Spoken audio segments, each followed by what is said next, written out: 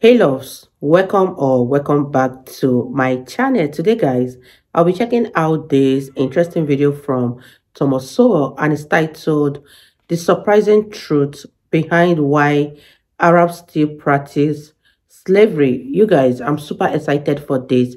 If you're yet to subscribe to this channel, please consider subscribing. Give this video a massive thumbs up, comment, share, and all that good stuff. And without much ado, let's see what Thomas Sowell has for us in this video.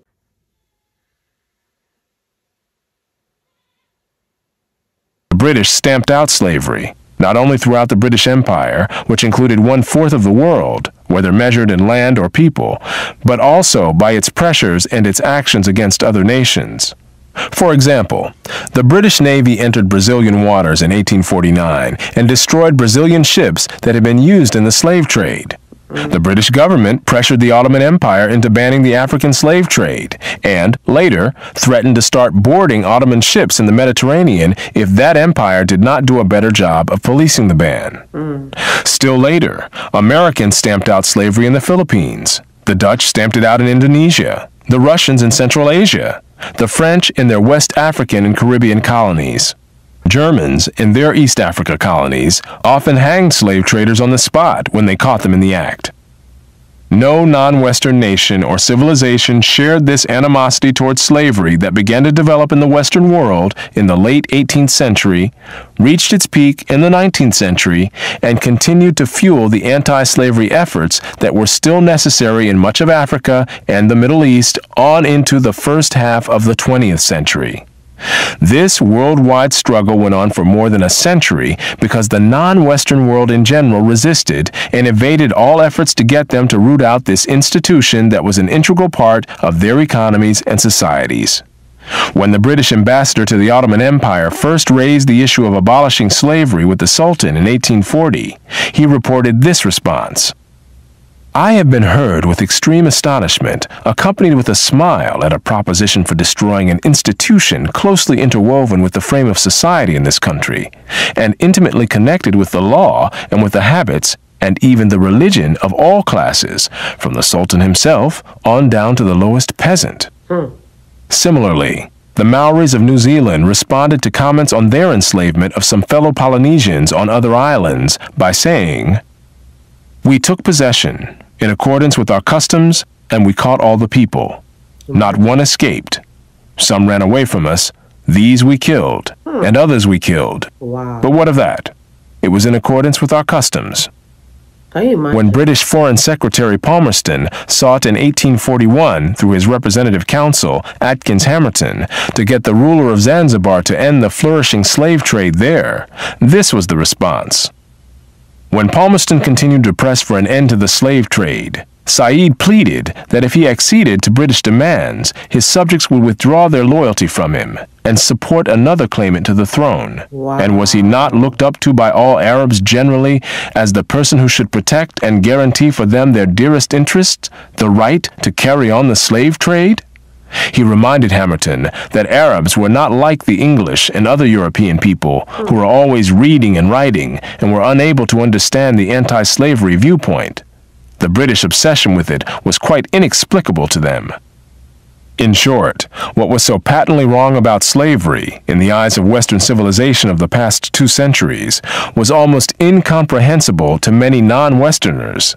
Eventually, some westernized elites or intellectuals in non-Western societies also became embarrassed about slavery, but these societies developed no such fervent anti-slavery movements as those which propelled successive European and European offshoot societies to ban this practice for themselves and to stamp it out, among others. In the Western world, hostility to slavery was by no means confined to elites. When a British ship stopped at Zanzibar in the 19th century, it was considered dangerous to let British sailors go ashore, for fear that they would riot if they saw the slave market there. Wow. In the years leading up to the abolition of slavery in Brazil, soldiers and their officers no longer believed in the legitimacy of slavery, and so dragged their feet when assigned the task of recapturing runaway slaves.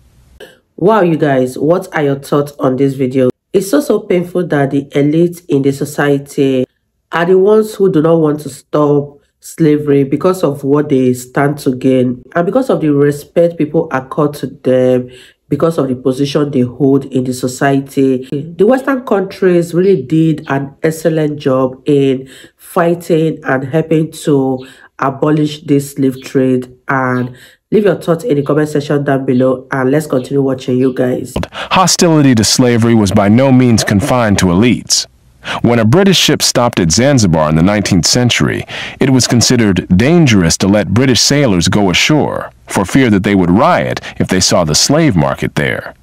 In the years leading up to the abolition of slavery in Brazil, soldiers and their officers no longer believed in the legitimacy of slavery, and so dragged their feet when assigned the task of recapturing runaway slaves.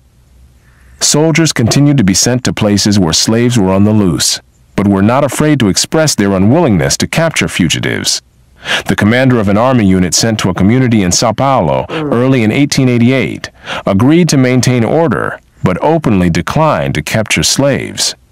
In places runaways were loitering on the roads, refusing to work. Army units sent to control them did nothing. Not all Brazilian soldiers refused orders to control or recaptured escaped slaves, but there was enough opposition to this role that a formal request was made to the civil authorities by the military to relieve them of this distasteful duty.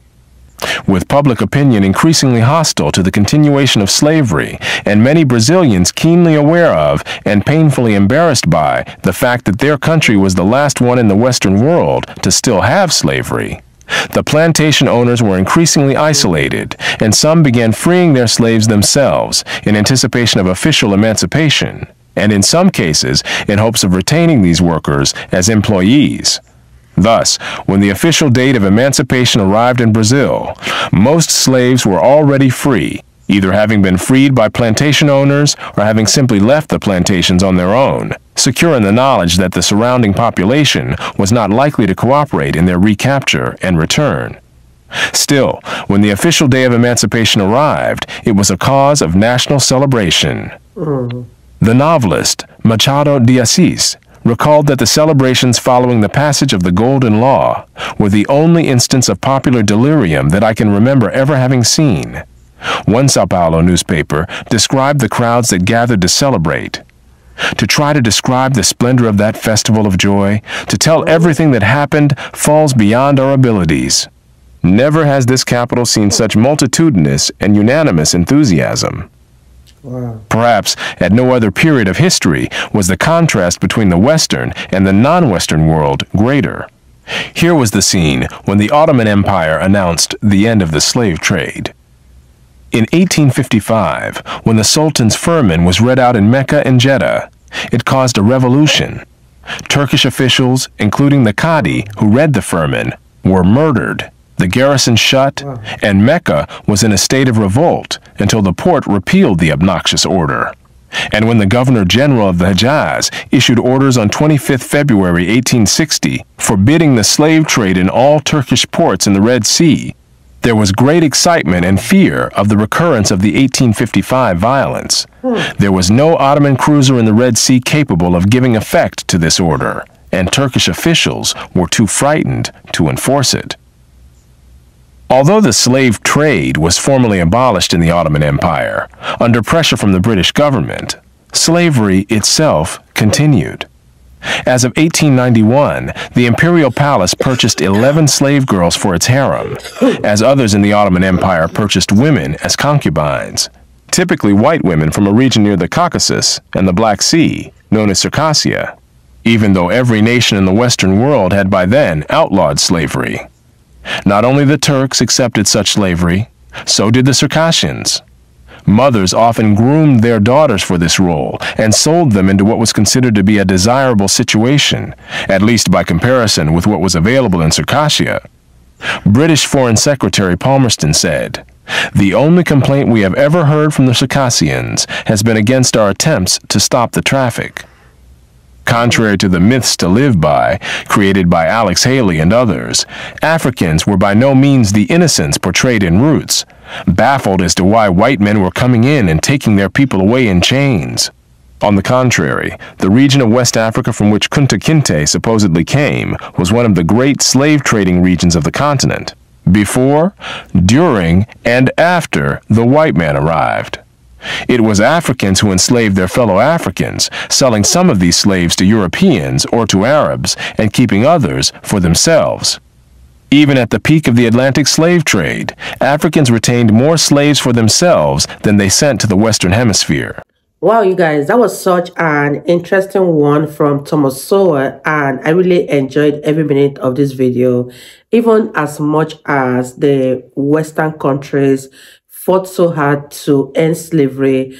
There's still a lot of slavery going on in the world. Even if they are not as open as they used to be, slavery is still ongoing. And let me know what you guys think about this video in the comment section down below. I really enjoyed every minute of this video, and I believe you guys also enjoyed watching. If you did enjoy watching, give this video a massive thumbs up, comment, share, and all that good stuff. And I'll see you all in my next video. Bye, guys.